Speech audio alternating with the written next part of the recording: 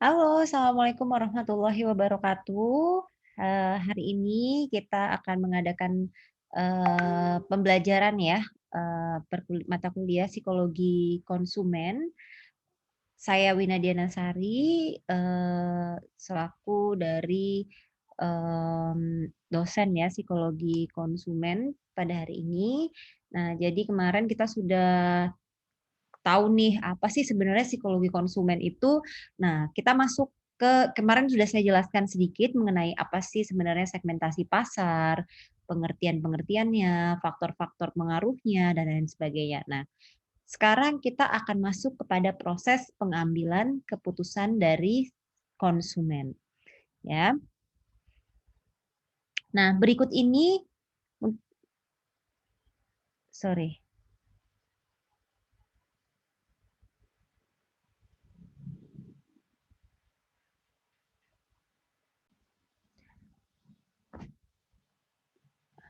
Oke.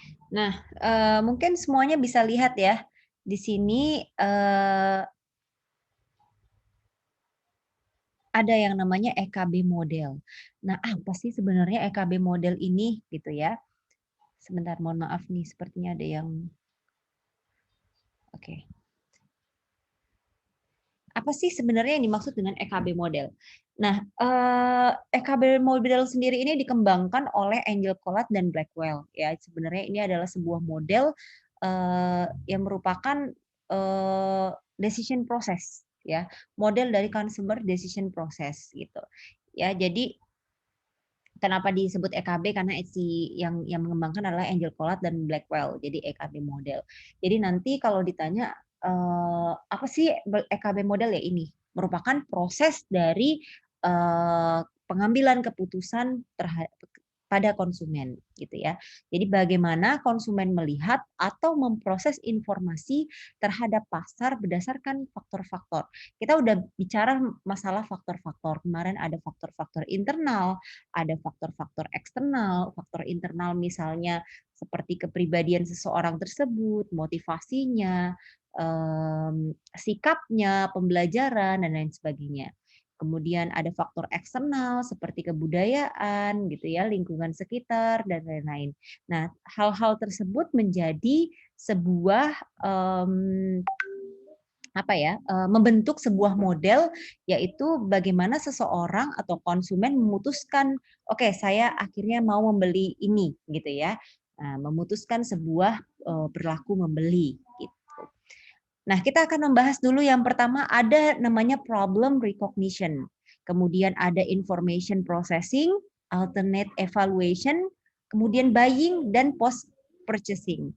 Nah, jadi problem recognition ini adalah permasalahannya. Ya, permasalahan apa yang ada.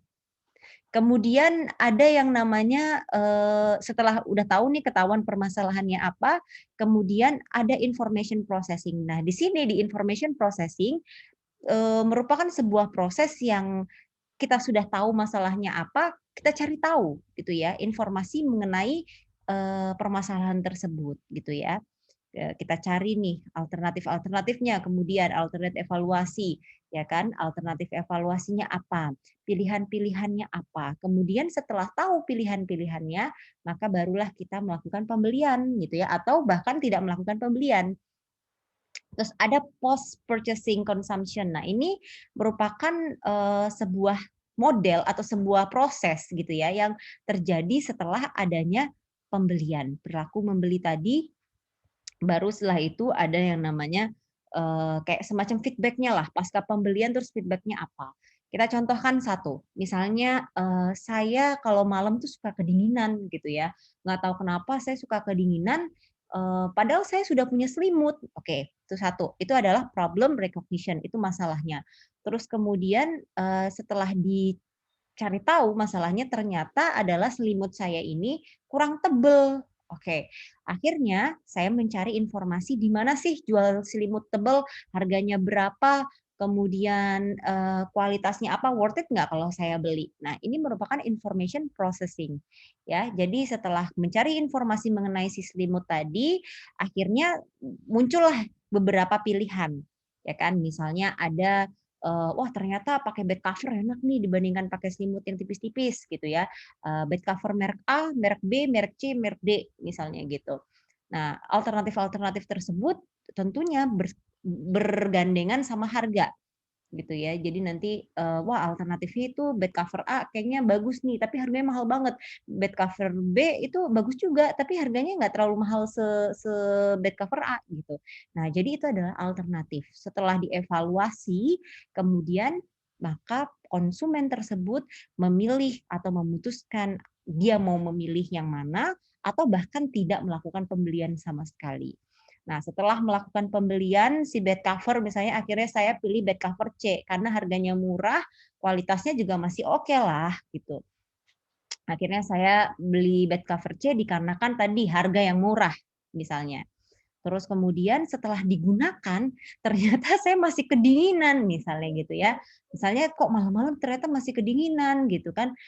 Wah ternyata, bed cover yang saya beli ini masih misalnya mungkin kadang-kadang ada beberapa bed cover yang malah bikin bikin kepanasan, maksudnya apa ya, kayak kayak dia tuh bukan bikin nyaman tapi malah bikin keringetan, sorry. Nah, jadi ada beberapa bed cover yang seperti itu misalnya gitu, atau bahkan wah bed cover-nya ini kurang panjang gitu ya, jadi kaki saya nggak ketutup nih kalau misalnya saya gunakan ini gitu ya. Atau misalnya wah warnanya tadinya sih pertama kali dicuci oke, terus kedua, ketiga jadi kayak luntur gitu ya, atau warnanya jadi kusam. Nah itu adalah post purchasing consumption.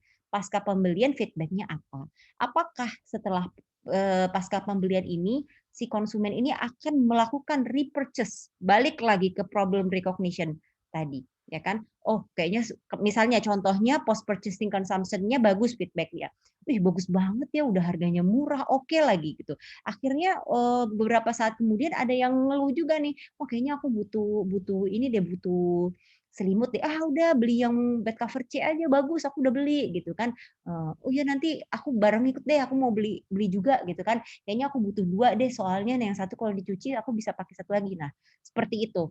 Ya, jadi langsung balik lagi ke problem recognition ya kan, karena dia butuh 2 tadi, gitu ya.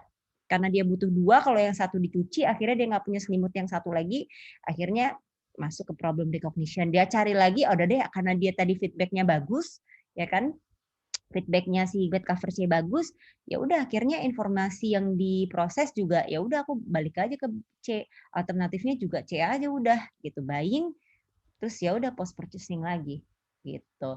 Ya, jadi ini adalah sebuah proses, sebuah model proses gitu ya dari si consumer decision, oke? Nah, kita masuk ke problem recognition ya. Nah, di sini ada beberapa option. Yang pertama ada high involvement product, nih, oke. Kemudian ada low involvement product. Ya. Jadi high involvement product ini maksudnya ini psychological money, psychological time atau investment. Contohnya adalah buying car or house. Nih, misalnya gini. Ketika saya ingin membeli mobil, sebuah mobil, contohnya mobil aja deh ya. Mobil itu ada psychological money di situ. Kita membutuhkan uang yang lebih banyak gitu ya, psychological time, investment. Wah, kalau misalnya saya bakal mikir kira-kira mobil ini bisa saya gunakan berapa tahun, kira-kira mobil ini akan bertahan berapa tahun, apakah nanti dijual setelah 5 tahun harganya akan jatuh banget atau seperti apa. Nah, itu adalah psychological time and money ya. Jadi high involvement. Jadi keterlibatannya tinggi terhadap diri kita gitu ya. Itu contohnya. Nah, dinamikanya dalam membeli si mobil atau house ini gitu ya atau rumah ini gitu. Nah, ini merupakan dinamika pembelian high involvement product. Contohnya, pertama, begin the process and stay with it until complete. Contohnya misalnya, oke, aku mau beli mobil gitu ya. Ya udah aku mau beli mobil besok pagi langsung deh beli. Contohnya itu satu. Ya. Atau misalnya tapi kan butuh proses. Tadi prosesnya apa, Bu? Ini sayangku. Nah, ini prosesnya. Aku butuh mobil karena lama nih gitu ya. Kalau misalnya naik bus atau naik motor panas misalnya gitu atau aduh pengen aja punya mobil misalnya gitu ya. Atau aku butuh banget ya mobil. Aku cari informasi, aku pilih apa ya, mobilnya Wuling kah, Honda kah, Toyota, terus misalnya oke udah tentu ini Toyota Toyota tapi seriesnya apa, misalnya gitu. Alternatifnya ya kan, harganya dan lain sebagainya. Oke, udah dicari tahu, kita punya alternatif-alternatif pilihan kita. Nah, kemudian kita langsung melakukan buying. Misalnya entah besoknya, entah 2 minggu lagi, entah sebulan lagi, atau setahun lagi, tapi kita melakukan buying, kemudian ada yang namanya feedback after consumption. Kemudian ada yang start, stop, dan complete. Nih, contohnya ya ini start, stop, dan complete. Nah, kalau ini misalnya contohnya tadi di mobil tadi. Saya butuh mobil untuk ke kampus. Terus kemudian information prosesnya saya cari tahu kira-kira mobil apa yang cocok untuk saya dengan budget sekian. Nah, ketika mencari-cari ini tiba-tiba sorry to say misalnya keuangan kita lagi nggak bagus gitu ya, atau misalnya lagi ada pandemik nih gitu ya. Jadi akhirnya buat apa kita beli mobil, orang di rumah aja gitu ya. Akhirnya stop, berhenti di sini, berhenti di information processing. Udah kita cukup cari aja gitu ya. Tapi setelah itu misalnya duit kita ada lagi atau misalnya setelah pandemi selesai, maka tadi information processing kita lanjutkan. Kita lanjutkan, tadi kebutuhannya sudah ada, informasinya dicari, kemudian kita punya alternatif-alternatif pilihan, kemudian baru melakukan buying dan consumption post purchasing. Ya, itu tadi ya. Jadi baru komplit ya. Start, stop, stop dulu bentar ya kan dalam berapa waktu kemudian baru komplit. Nah, ada lagi yang ini start, stop dan never complete. Jadi misalnya udah tadi udah stop ya di ini pengen ganti mobil nih. Terus tiba-tiba ganti mobil pengen ganti mobil terus karena pandemi dan mungkin ada keuangannya kurang apa dan lain sebagainya, tapi malah never complete gitu, nggak pernah walaupun pandemi udah selesai, jadi nggak pernah melakukan apa namanya, nggak pernah melakukan pembelian gitu ya. Karena mungkin wah dirasa kayaknya wah kurang kurang worth it deh gitu kan, kayaknya aku pakai mobil yang lama aja masih oke. Nah ini dia. Jadi memang serumit ini untuk high involvement product ya. Jadi bukan yang kayak cuman beli ayam, aduh aku pengen ayam, ya udah tinggal beli habis itu konsumsi udah gitu, enggak. Ya jadi kalau high high involvement product ini lebih limet, lebih rumit gitu. Nah, yang ini yang terakhir ya, ada start dan and because of the marketplace change return to an earlier step. Contohnya ya, contohnya. Nah, ini kita mau beli tadi aku akhirnya butuh mobil, terus aku milih-milih nih informasinya apa ya gitu kan. Misalnya mobil Wuling apa dan lain sebagainya. Terus kemudian ada alternatifnya. Ya, akhirnya aku nemuin alternatifnya, yaudah deh kayaknya aku pengen Ford misalnya gitu. Nah, tiba-tiba rupanya si Ford ini ketika kita udah mau buying, rupanya si ininya tuh berubah, pasarnya tuh berubah dalam artian Ford itu menarik diri dari Indonesia. Jadi service centernya itu udah nggak ada lagi di Indonesia. Nah, yang kita lakukan jadi bertanya-tanya kan nanti kalau misalnya mobil saya rusak gimana? Kalau saya mau beli misalnya mau beli mobil Ford itu gimana caranya servisnya? Berarti kan tidak sepenuhnya ini ya, mmm, apa namanya, kayak kayak kayak bergaransi lah istilahnya seperti itu. Jadi kayak, ada kekhawatiran sendiri akhirnya karena marketplace-nya berubah, akhirnya balik lagi ke problem recognition. Kita balik lagi ke sini, terus cari informasi lagi, terus kita punya alternatif pilihan yang lain lagi selain Ford apa, gitu. Baru nanti bisa melakukan buying. Oke, itu ya. Jadi itu adalah high involvement product. Yang kedua adalah low involvement product. Nah, ini masing-masing kita pasti udah sering melakukan low involvement product. Misalnya kita butuh, wah garam habis di rumah ya udah kita tinggal beli tanpa harus melihat merek, tanpa harus melihat misalnya berapa harganya gitu ya. Nah, ini udah kayak oh 2.000, oh di sana mungkin murah tuh 1.000 misalnya gitu. Paling cuman begitu doang ya perbandingannya.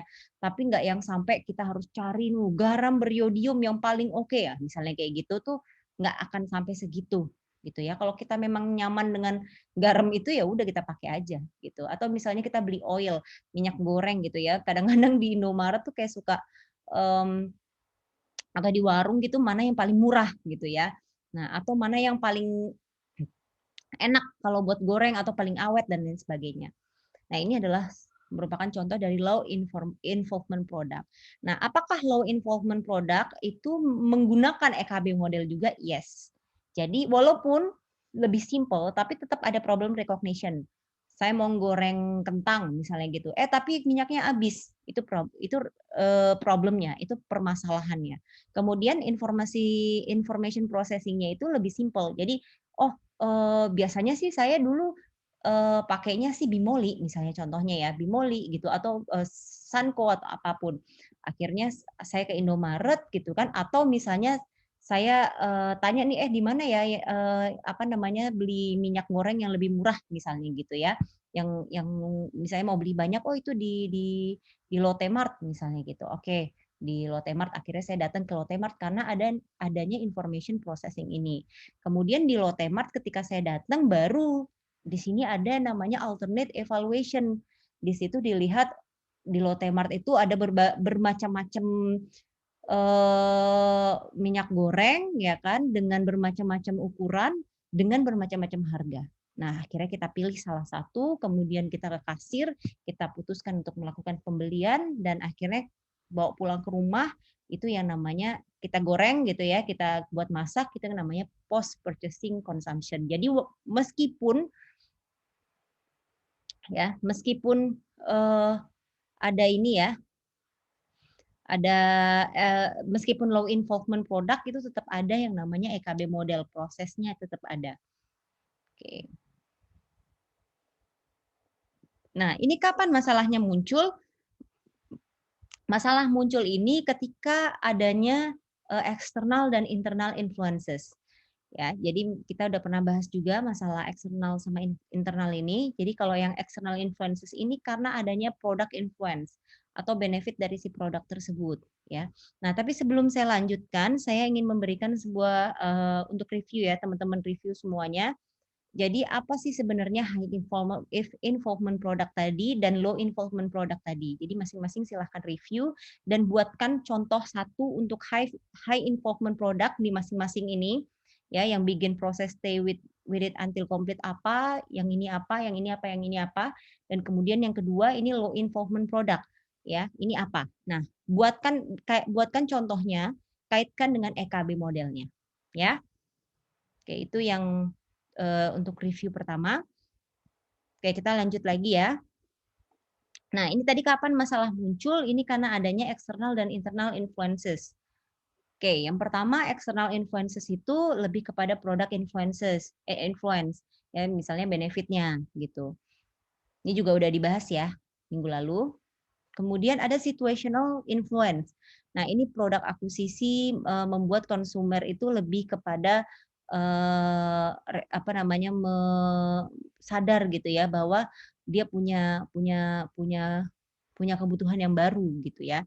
Misalnya ada iklan iklan di TV misalnya gitu ya, iklan di TV bahwa wah TV ini lebih bisa banget nih untuk smart TV, bisa untuk nonton ini, nonton itu dan lain sebagainya.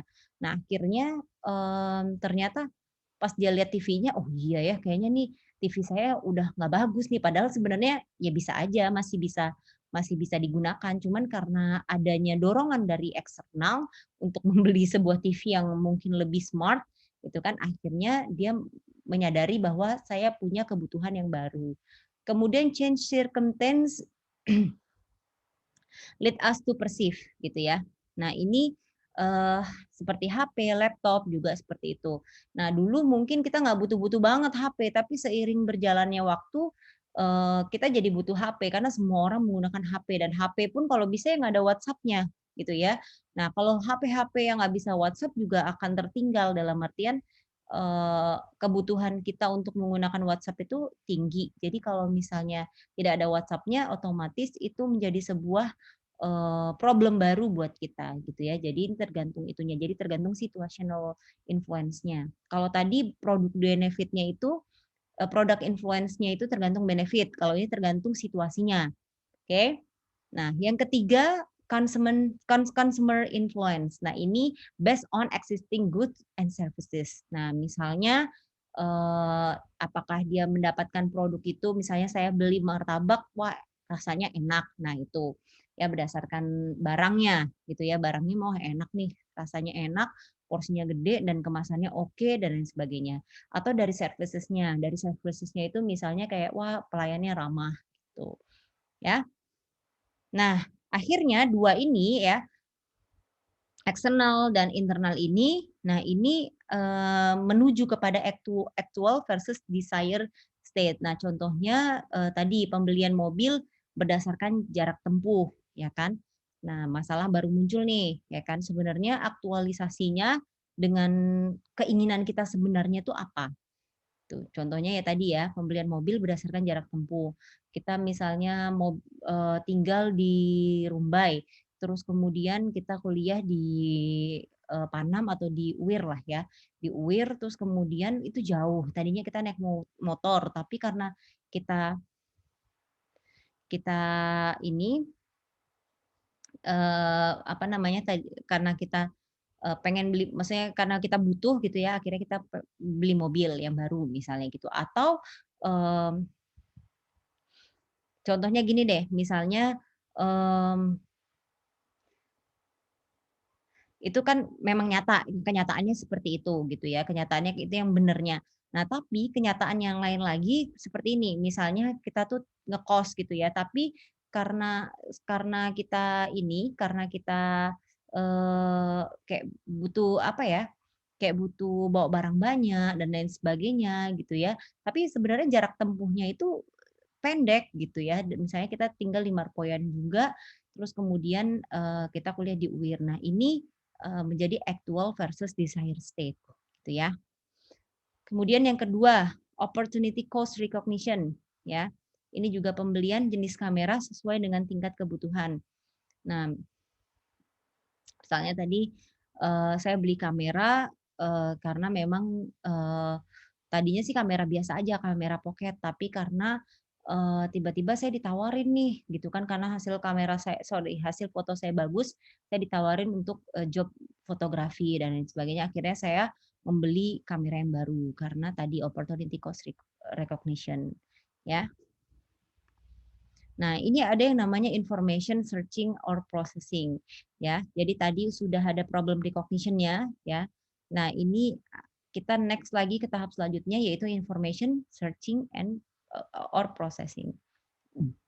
Nah, ini pencarian informasi ini berdasarkan apa sih sebenarnya? Banyak. Marketplace ya, bisa di iklan, newspaper, Instagram dan lain sebagainya. Kemudian berdasarkan the way consumer find the information. Ya. Terus kemudian the different consumer look for different amount and type of product information. Jadi setiap konsumen itu memang mencari walaupun misalnya sama-sama cari bed cover, tapi kan cari bed cover yang seperti apa gitu ya, produk informasinya seperti apa, terus kemudian berapa banyak gitu ya, tipenya bagaimana gitu. Nah, itu different consumer look for different product. Ini perspektifnya beda-beda, makanan sehat dan cepat saji. Sama-sama lapar, waduh aku lapar nih gitu. Tapi yang dicarinya di GoFood, otomatis misalnya GoFood ya, contohnya atau GrabFood atau apapun itu, yang dicari itu adalah ya tergantung perspektifnya. Misalnya, wah saya kan lagi pengen hidup sehat nih, jadi makanan yang sehat atau mau cari junk food atau apapun gitu ya, tergantung perspektif. Kemudian ada yang namanya information search combined with alternative evaluation. Nah, ini pembelian dengan perbandingan dan evaluasi. Oke, ini udah jadi dibanding-bandingin. Kalian kalau mau beli laptop nggak asal beli laptop doang. Wah, saya butuh laptop saya rusak tiba-tiba besoknya beli gitu. Otomatis tidak seperti itu ya. Karena laptop itu kan cukup high involvement product gitu ya. Jadi pembeliannya itu dilakukan dengan banyak sekali perbandingan dan evaluasinya juga. Nah, ini ada tipe-tipe pencarian informasi. Yang pertama adalah pre-purchase information search, ya. Jadi sebelum melakukan evaluasi, nah ini sebelum melakukan evaluasi ini informasinya kita cari dulu. Yang pertama adalah directed information search, ya kan. Jadi cari langsung ke showroom mobilnya. Tadi kalau contohnya mau beli mobil, kita langsung direct aja deh, langsung ke showroom-nya. Mau beli Wuling langsung ke Wuling, kalau mau beli Honda langsung ke Honda. Terus yang kedua kita bisa browsing, ya. Jadi nanti misalnya kita nggak harus ini ya, tidak harus melakukan pembelian, lihat-lihat untuk mengumpulkan data, interesting but not desire to buy. Jadi menarik sih gitu kan, pengen lihat-lihat aja gitu. Misalnya di Zalora nih pengen lihat-lihat aja, masukin ke keranjang, masukin ke keranjang, masukin ke keranjang gitu ya. Nggak tahu kapan sih belinya, cuman pengen aja gitu. Nah, itu contohnya. Ya, atau kita mau cari mobil juga tadi bisa di browsing-browsing dulu di OLX. Jadi biar tahu gitu ya. Nah, ini accidental info search juga. Nah, kadang-kadang nih nggak sengaja juga, misalnya kita lihat di Shopee, kita lagi browsing-browsing, lagi nggak butuh apa-apa sih, cuman tiba-tiba ada notif dari Shopee 12.12 atau apalah biasanya promonya Shopee gitu ya. Nah, itu pas dilihat, wah bagus-bagus nih barangnya. Akhirnya nggak sengaja kelihat, wah ada bagus nih headset mantep nih gitu ya. Akhirnya kita beli gitu. Itu yang pertama, ya, untuk tipe-tipe pencarian. Yang kedua, post purchase information search. Nah, ini berdasarkan review berapa orang yang memakai produk tersebut. Apakah memuaskan nggak gitu ya. Jadi kalau misalnya di Shopee kita lihat nih, atau di Tokopedia atau di Bukalapak gitu ya. Zalora tuh nggak ada. Tokopedia sama Shopee biasanya banyak review-reviewnya. Kita search berdasarkan review. Atau mau Traveloka, biasanya kita mau nginep di mana kita lihat reviewnya dulu ya. Kemudian ada ongoing search, melakukan pencarian informasi berdasarkan barang atau jasa yang sedang tren. Nah, kadang-kadang kita lihat nih yang terlaris apa, ya, bulan ini yang terlaris apa, terus kemudian yang paling bagus apa, misalnya gitu. Sebenarnya nggak butuh-butuh banget, tapi kita pengen aja ngikutin tren. Tuh ya. Nah, ini informasi, ini faktor-faktor internal dan eksternalnya ya. Jadi kenapa mereka mencari, kemana mereka mencari, apa yang mereka cari ya, informasi apa yang sudah mereka punya, seberapa ingin mereka mencari, apakah mereka itu merupakan potential buyer apa tidak. Gitu ya. Jadi ini merupakan faktor-faktor internal dan eksternalnya. Oke, pencarian internal dan eksternal. Nah, ini pencarian internal ini tadi ya dihasilkan dari pertanyaan tadi ya. Nih, ya, ini kenapa, kemana, apa ya. Nah, ini kemudian menghasilkan faktor-faktor internal dan eksternal. Kemudian kita cari tahu dulu nih pencarian internal itu apa?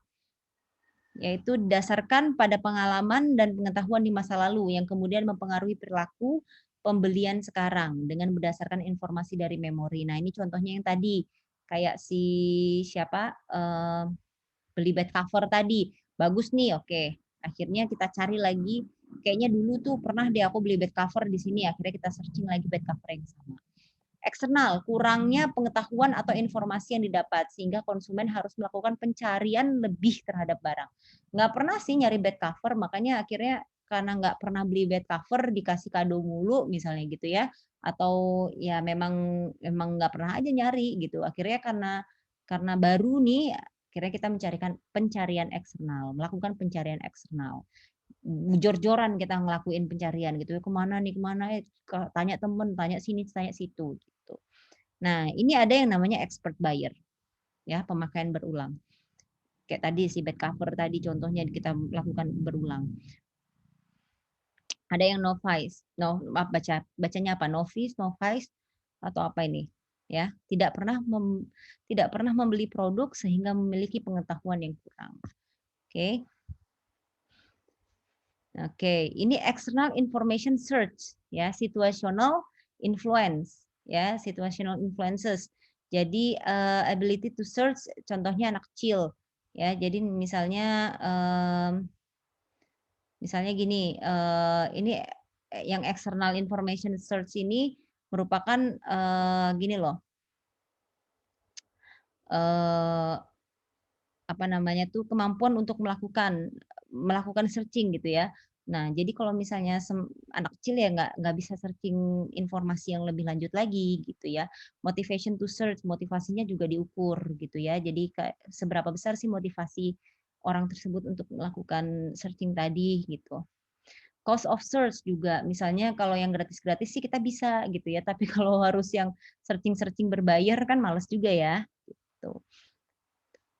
Atau pos ini maksudnya, seberapa ini deh misalnya kita kayak, wah effort banget nih kita kalau mau nyari informasi harus ke perpustakaan gitu, aduh males banget siang-siang ke perpustakaan misalnya seperti itu. Benefit of search, benefitnya apa nih ketika kita mencari mencari tahu sebuah produk itu informasinya, benefitnya apa?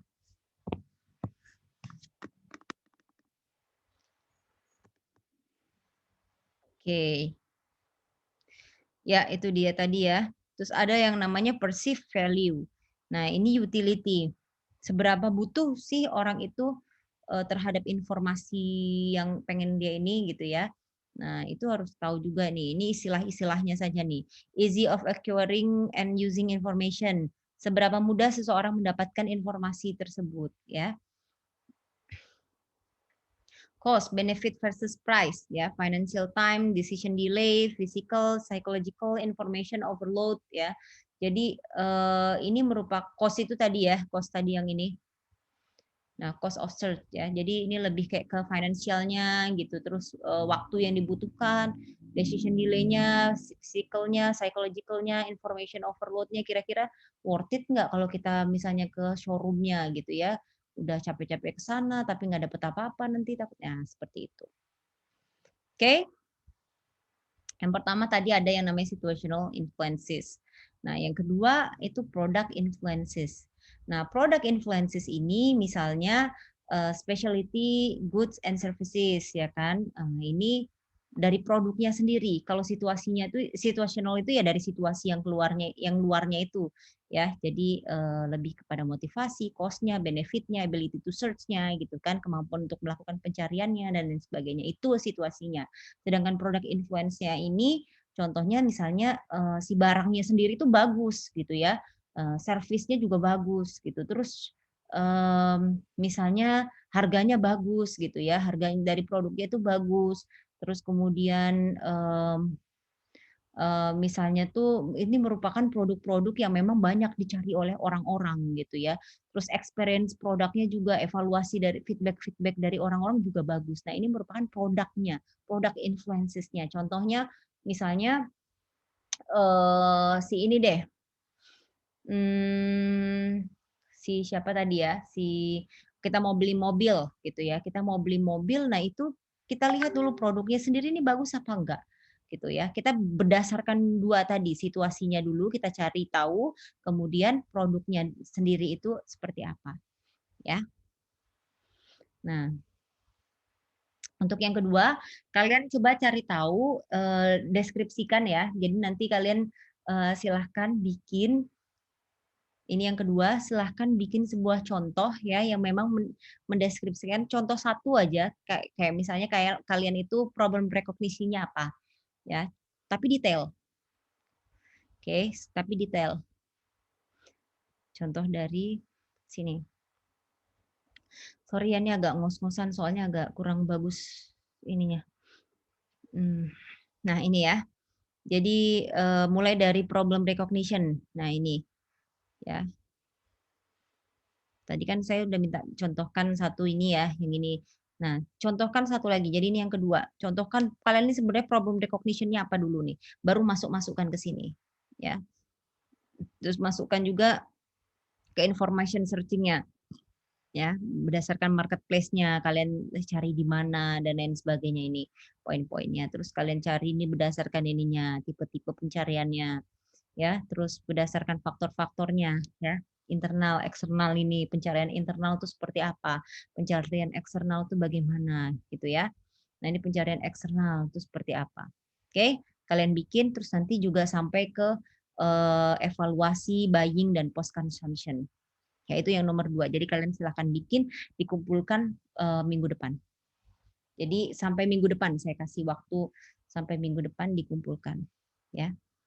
Oke, ini kan consumer influences. Nah, ini kualitas internal information, reliabilitas, kuantitas ya, kegunaan, useful, trust. Nah, ini ya consumer influences. Jadi yang ketiga ini adalah dari konsumennya sendiri, dari kualitas internal informasinya yang ada di otak kita tuh sebenarnya kegunaannya nih butuh banget nggak ya mobil gitu. Ada beberapa orang yang mungkin butuh, tapi kalau buat kita, "Ah, kan ada yang lama, ngapain beli yang baru?" Misalnya gitu.